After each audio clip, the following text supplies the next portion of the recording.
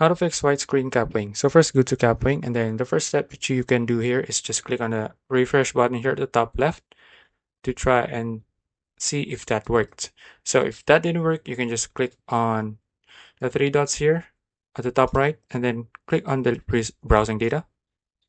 And then you can just select the cookies and other site, and then cache and images and files. So you can just click on delete data and then see if that works. Okay, so if that didn't work, you can just select any other browser. So Kapwing recommends Chrome, Firefox, and Safari.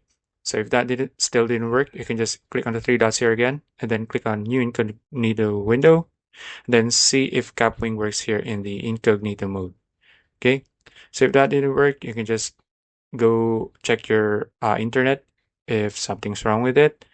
And then the last one is if the internet thing didn't help, you can just click on the uh, help and resources here at the top bottom left, and then click on contact us, scroll down and click on contact us here again. And then you can just select your topic. So let's say I'm going to select other, and then just put on the details here that there's a white screen problem here in Kapwing, and then just click on submit. Okay, and that's it. You just need to wait for the reply. So if you found this video useful, please like and subscribe for videos like this. See you in the next one.